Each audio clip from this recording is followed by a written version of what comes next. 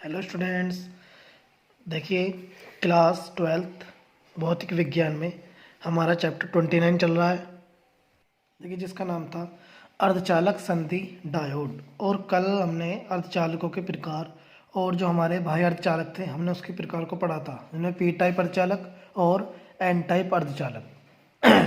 आज जो हम पढ़ने वाले हैं वह पीएन संधि diode, PN junction diode. PN संधि डायोड देखिए कब बनता है, जब हमने पी टाइप और एन टाइप अर्धचालक, दो अर्धचालक हमने पढ़े हुए हैं, ठीक है। जब इन दोनों को आपस में मिलाया जाता है, जहाँ पर इनकी संधि होती है, जहाँ पर ये मिलते हैं, उसे ही हम पीएन संधि डायोड कहते हैं। तो आज स्टूडेंट्स हम पीएन संधि डायोड पढ़ने वाले हैं। उसके बाद पीएन संधि डायोड के मिलने पर अवक्षय परत क्या होती है उसको पढ़ने वाले हैं। एक अग्र अभिनत है और एक पश्च अभिनत है। आज हम इन सबको कंप्लीट करने वाले हैं, ठीक है। सबसे पहले देखिए बात करते हैं पीएन संधि डायोड की। जब पी टाइप क्रिस्टल के टुकड़ों को परमाणुीय रूप से एन टाइप क्रिस्टल के टुकड़ों के संपर्क में लाकर जोड़ा जाता है, जब दो विभिन्न क्षेत्रों के बीच की परिसीमा को पी संधि कहते हैं, ठीक है।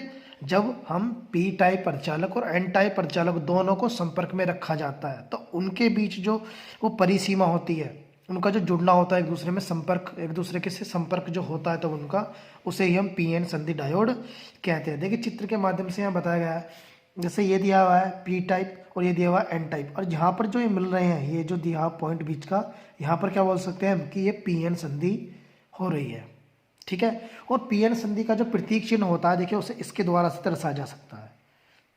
जो एरो होता है ये हमारे किसको दर्शाता है, ये पी टाइप को दर्शाता है, और जो ये वाला होता है ये एन टाइप को प्रदर्शित करता है, ठीक है। अब जानते हैं हम अवक्षय परत किसे कहते हैं। देखिए, संधि पर अवक्षय परत का बनना या विभव प्राचीर। देखिए क्या होता है, जब एन टाइप अर्धचालक से कोटरों का विसरण एन टाइप अर्धचालक में तथा एन टाइप अर्धचालक से इलेक्ट्रॉनों का विसरण पी टाइप में होने लगता है, तो विसरण के बाद क्या होता है, आवेशवाहक अपने अपने पूरक से मिलकर परस्पर उदासीन हो जाते हैं। क्योंकि पी टाइप जो होता है उसमें क्या होते हैं, उसकी कोटरों की संख्या अधिक होती है जिनके ऊपर पॉजिटिव चार्ज होता है। जो हमारे पास एन टाइप होता है उसमें इलेक्ट्रॉनों की संख्या ज़्यादा होती है जिनके ऊपर नेगेटिव चार्ज होता है।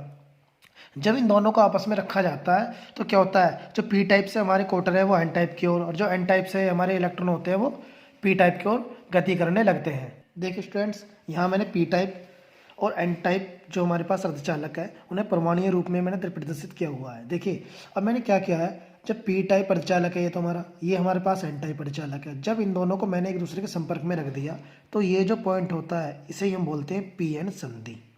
क्या बोलते हैं स्टूडेंट, पीएन संधि या पीएन संधि डायोड। अब बात करें तब अवक्षय परत की, तो अवक्षय परत क्या होती है, जब पी टाइप को हमने क्या करा और एन टाइप को एक दूसरे के संपर्क में रख दिया, एक दूसरे से मिलाकर रख दिया, तो क्या होता है, पी क्षेत्र से क्या होते हैं, जो कोटर होते हैं, मैंने बताया था नहीं, कोटर जिनके ऊपर क्या होता है पॉजिटिव चार्ज होता है, और जो एन क्षेत्र में होते हैं वो क्या होते हैं इलेक्ट्रॉन, जिन पे क्या होता है माइनस चार्ज होता है। पी क्षेत्र से कोटर एन क्षेत्र की ओर और एन क्षेत्र से इलेक्ट्रॉन पी क्षेत्र की ओर गति करने लगते हैं और एक दूसरे को उदासीन कर लेते हैं, जिससे कारण क्या होता है, पी क्षेत्र में इलेक्ट्रॉनों की संख्या बढ़ जाती है और एन क्षेत्र में कोटरों की संख्या बढ़ जाती है। और इनके जो मिलने वाली, जो बीच की बनने वाली जो परत होती है, ये जहाँ पर ये मिलते हैं, इस परत को, इस पतली सी परत को, इसे ही अवक्षय परत कहते हैं। क्या बोलते हैं स्टूडेंट, इसी पतली परत को ही अवक्षय परत कहते हैं। जब पी टाइप एन टाइप अर्धचालक को दोनों को मिलाकर रखा जाता है तो उनके मिलने के बाद जो ये इनके बीच का क्षेत्र होता है, कम से कम बारीक से बारीक जो परत होती है, उसे ही हम अवक्षय परत कहते हैं। क्लियर स्टूडेंट्स, आगे बात करते हैं हम अग्र अभिनत की। देखिए अग्र अभिनत होता क्या है। अब हमने यहाँ पर देखिए, एक मैं पी टाइप, मैं पीएन संधि बनाने वाला हूँ, ये मैंने पीएन संधि बना ली। देखिए स्टूडेंट्स, मैंने यहाँ पर पी टाइप बनाया है अर्धचालक और एन टाइप बनाया है, और इन दोनों को मिलाकर बनानी है मैंने पीएन संधि। अब होता क्या है, हम बात कर रहे हैं अग्र अभिनत की। तो जब क्या होता है स्टूडेंट्स, जब पी टाइप अर्धचालक को, जो हमारे पास बैटरी होती है उसके धन सिरे से, और जो एन टाइप अर्धचालक होता है उसे बैटरी के ऋण सिरे से जोड़ दिया जाता है, तब हमारा पीएन संधि अग्र अभिनत कहलाता है। जिसके कारण जो धारा होती है वो पी क्षेत्र के कारण उसमें बहरी होती है। किसके कारण बहरी होती है, पी टाइप अर्धचालक के कारण। जो इस परिपथ में धारा बहेगी वो किसके कारण बहती है स्टूडेंट, पी टाइप अर्धचालक के कारण बहती है। जब पी टाइप प्रचालक को बैटरी के धन सिरे से तथा एन टाइप प्रचालक को बैटरी के ऋण सिरे से जोड़ दिया जाता है तो संधि की इस स्थिति को अग्रभिन्नत कहा जाता है। Clear students. अब बात करते हैं हम किसकी, पश्च अभिन्नत की। देखिए पश्च अभिन्नत जो होता है वो बिल्कुल इसके विपरीत होता है, बिल्कुल इसके विपरीत काम करता है। देखिए तो मैंने क्या किया हुआ है, पी टाइप एन टाइप को जोड़ दिया, ये यहाँ पर हमारी बन गई पी एन संधि। ठीक है स्टूडेंट्स।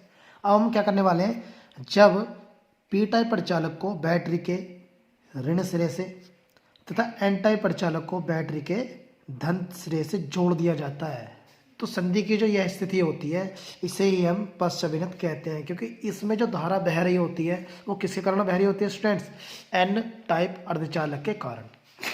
क्लियर सभी को। देखिए जब अगर हमने पी टाइप प्रचालक को अगर हमने बैटरी के धन सिरे से जोड़ दिया जाता है और एन टाइप को ऋण सिरे से, तो जो हमारी संधि होती है वो अग्रभिन्नत होती है। अगर पी टाइप को हमने किससे, बैटरी के ऋण सिरे से जोड़ दिया, ठीक है, और जो हमारे पास एन टाइप है उसे बैटरी के धन सिरे से जोड़ दिया, तो यह जो संधि होती है इस संधि को हम पश्च अभिन्नत कहते हैं। और जो धारा बह रही होती है इसमें एन के द्वारा या एन टाइप प्रचालक के द्वारा बह रही होती है। देखिए स्टूडेंट, आज का जो हमारा अगला टॉपिक है वो बहुत ही ज़्यादा इंपॉर्टेंट टॉपिक है जिसका नाम है पी एन संधि डायोड अर्धतरंग दृष्टिकारी के रूप में। ठीक है, यहाँ पर हमने पी एन संधि डायोड एक दर्शाया हुआ है। जो अर्धतरंग दृष्टिकारी का क्या मतलब है, जिसमें आधे के कारण तो धारा बहती है, आधे के कारण धारा नहीं बहती है। देखिए यहाँ पर मैंने एक प्रत्यावर्ती स्रोत, जो हम फिजिक्स फर्स्ट के सेकंड लास्ट चैप्टर में हमने पढ़ा था प्रत्यावर्ती धारा, उस चैप्टर से जुड़ा हुआ है। यहाँ पर हमने इसकी ट्रांसफार्मर लिया हुआ है। इसकी पहली कुंडली ये है, प्राथमिक कुंडली जिसे हमको बोला गया है, और द्वितीय कुंडली है हमारी ए और बी। यहाँ पर एक पी एन संधि डायोड दर्शाया गया और यहाँ पर है एक आर एल प्रतिरोध। ठीक है, नीचे देखिए मैंने अर्धचक्र के दौरान निवेशी वोल्टेज और निर्गत वोल्टेज दोनों को दर्शाया गया। अब मैं आपको समझाने वाला हूँ, देखो अच्छे से आपको समझना है और जो मैं आपको बोलने वाला हूँ वही आपको थ्योरी में नोट करना है, अपने पास से आपको लिखना है। देखिए सबसे पहले देखिए चित्र में हमें पी एन संधि डायोड अर्धतरंग दृष्टिकारी के रूप में दर्शाया गया है। ठीक है, जिसमें क्या होता है, हमने एक प्रत्यावर्ती स्रोत को ट्रांसफार्मर के प्रथम कुंडली से जोड़ दिया गया है तथा प्रत्यावर्ती जो हमारे पास ट्रांसफार्मर का दूसरी कुंडली होती है उसे पी एन संधि के द्वारा, और आर एल जो होता है लोड प्रतिरोध होता है जिसके कारण धारा बहती है, उससे उसके साथ श्रेणी क्रम में जोड़ दिया जाता है। ठीक है, अब होता क्या है, देखिए हमने प्रत्यावर्ती धारा स्रोत पढ़ा था, इसमें क्या होता है, ये होता है हमारा पहला अर्धचक्र और यहाँ पर आकर हो जाता है हमारा पूर्ण चक्र। ठीक है, अब जब हमारा प्रत्यावर्ती स्रोत जो होता है वो पहले अर्धचक्र के दौरान देखिए होता क्या, जब हम आधा चक्कर लगाते हैं तो जो हमारा ए सिरा होता है वो बी के सापेक्ष धनात्मक होता है। किस पर होता है, पॉजिटिव। और पॉजिटिव वाला जब पी से जुड़ेगा तो धनात्मक कौन सा होता है हमारा, जो हमारी संधि होती है वो अग्रभिन्नत होती है। तो जो धारा बहेगी वो कहाँ बहती है, वो लोड प्रतिरोध में किसके कारण बहती है, वो एम से एन की ओर बहती है। और किसके कारण बहती है, पी के कारण। प्रत्यावर्ती धारा के प्रथम अर्धचक्र के दौरान जो हमारे पास कुंडली का ए सिरा बी के सापेक्ष धनात्मक होता है, जिसके कारण जो होता है जो पी एन संधि डायोड होता है उसमें पी के कारण धारा बहने लगती है। किसके कारण धारा बहने लगती है, पी के कारण धारा बहने लगती है। और जो हमारे पास लोड प्रतिरोध आर एल होता है उसमें भी धारा किसके कारण बहती है, पी के कारण ही बहती है।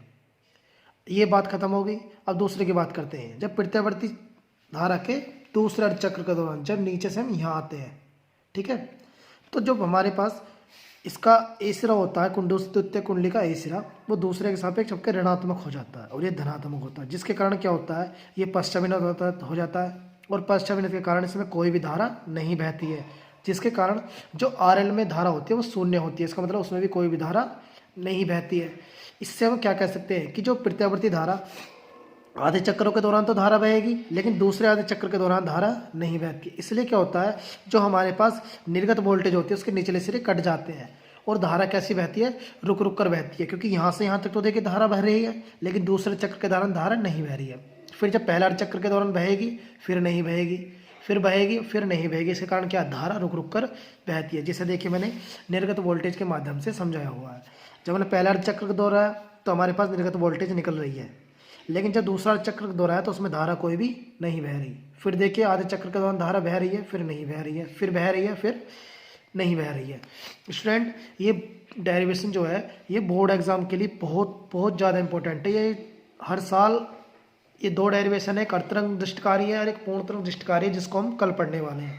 तो देखिए स्टूडेंट, इसको आज आपको तैयार करना है। मैं एक बार आपको फिर से रिवाइज करवा देता हूँ। देखिए चित्र में हमें पीएन संधि डायोड अर्धतरंग दृष्टिकारी के रूप में दर्शाया गया हुआ, जिसमें हमने एक प्रत्यावर्ती स्रोत को ट्रांसफार्मर की प्राथमिक कुंडली से जोड़ दिया गया है तथा ट्रांसफार्मर की दूसरी कुंडली को पीएन संधि के द्वारा आरएल प्रतिरोध को श्रेणी क्रम में जोड़ दिया गया है। जो हमारे पास प्रत्यावर्ती धारा होती है, उसके प्रथम चक्र के दौरान जो हमारे पास ट्रांसफार्मर की द्वितीयक कुंडली का ए सिरा धनात्मक तथा बी ऋणात्मक होता है, जिसके कारण जो पीएन संधि है उसके अंदर धारा बहती है ए के कारण। तो आरएल जो लोड प्रतिरोध है उसके कारण भी धारा उसमें जो बहती है वो भी ए के कारण ही बहती है। लेकिन जब दूसरे चक्र के दौरान कहते हैं तो ए जो होता है हमारा वो ऋणात्मक और बी हमारा धनात्मक होता है, जिसके कारण पीएन में कोई भी धारा नहीं बहती। और जो हमारे पास लोड प्रतिरोध आरएल है उसमें भी कोई भी धारा नहीं बहती है, जिसके कारण क्या होता है, ये धारा क्या होती है, रुक रुक कर बहना स्टार्ट कर देती है और जो हमारे पास निर्गत वोल्टेज होते हैं उसके निचले सिरे कट जाते हैं। ठीक है स्टूडेंट, आज आपको इसको थ्योरी को लिखना है और डेरिवेशन को बनाना भी है। कल जो हम पढ़ने वाले हैं, कल पढ़े, आज पढ़ा है हमने पीएन संधि डायोड अर्धतरंग दृष्टिकारी के रूप में, कल पढ़ेंगे पूर्ण तरंग दृष्टिकारी के रूप में। तो आज बच्चों सभी को ये तैयार करना है। अगर कोई भी आपकी दिक्कत आती है तो आप मुझे कमेंट करेंगे। Thank you.